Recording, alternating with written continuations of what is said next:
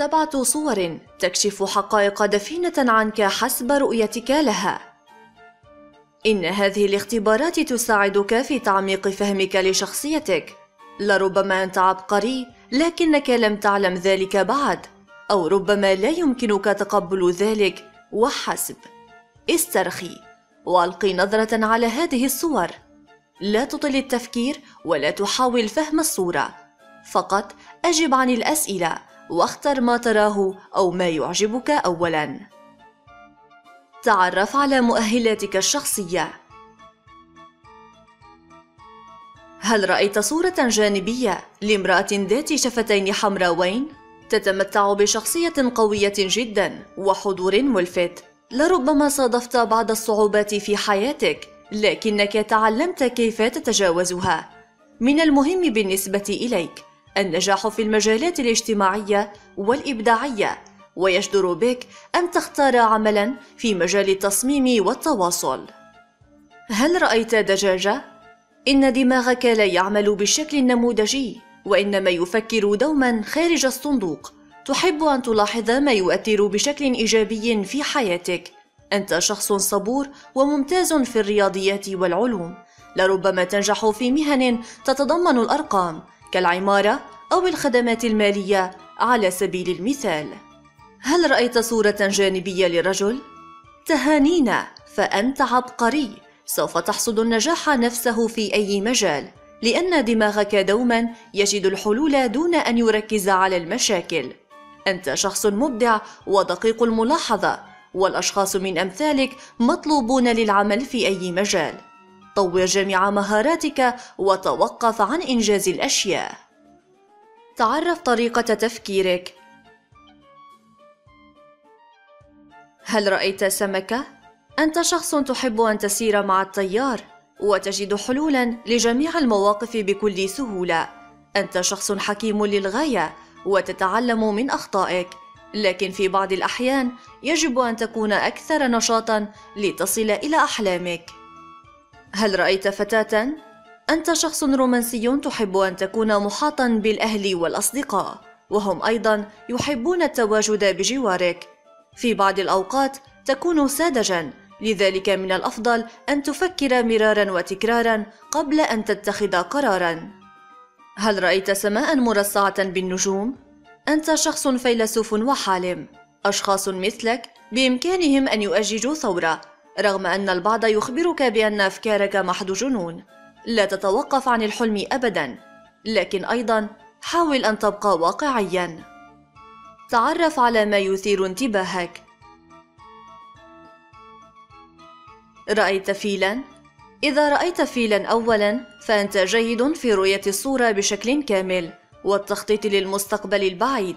أنت على حق معظم الأوقات، رغم أن البعض يعتقدون أن خطتك لن تنجح. هل رأيت فأراً؟ أنت تلاحظ التفاصيل الصغيرة، وبفضل هذه الميزة فأنت تستطيع ملاحظة الكثير من الأشياء التي لا يستطيع الآخرون رؤيتها. الأشخاص الذين لديهم مثل هذه الموهبة يمكن أن يصبحوا أخصائيين نفسيين جيدين. تعرف على كيفية تعاملك مع المصاعب.